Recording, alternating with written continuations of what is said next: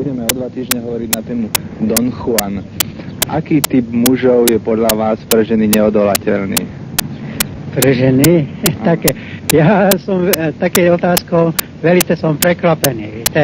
Ja sa nejviac sa vytýkame na ženok, áno, ktorý sa existuje naše z republiky, ženy, ktorí sa veľmi sa háklivé veci sa robá, áno.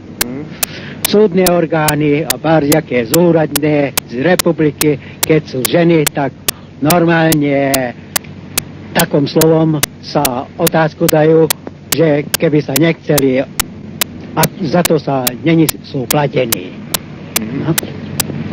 To je formaliatačné veci, ktoré sa u nás velice slabo disciplinované, no. Treba sa vážne povážiť na všetku socializmus, robotnického triedu a pevne veriť a pevne sa vytýkať z týchto orgánov, ktorí sa lajdák, áno, ktorí sa nesnažní naše z robotnické triedu, áno, nestačení s platným, áno, tak normálne, keď je volá, kde človek volaný, áno, aby bol tak volaný, aby človekovi zriešený situácie. Buď stranické orgány, buď ministerstvo spravodlivosť, súdne a bárziaké veci, áno. Nie lajdákom, áno, sa hľadiť, že sa dostane nejaké chorobu, áno, ten človek, ktorý sa ide tam, že sa bojí o tom, nebojí sa o tom, že sa dostane nejaké chorobu, áno, s nervami, áno, zničený.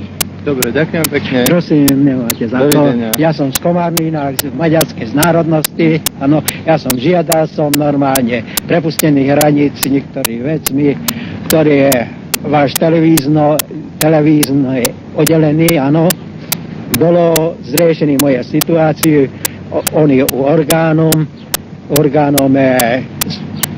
trestné veci, áno. Trestné veci.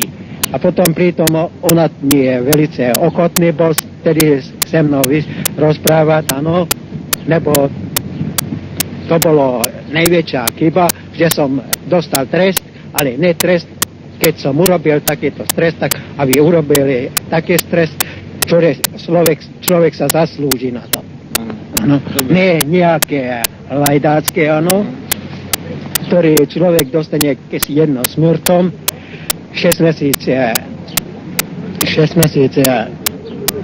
zdy zaplatiť, áno, 25% a 2 roky on je 2 roky je vodické, áno. Dobre, ďakujem pekne. Prosím, dovidenia. Také ešte raz, keby ste volili,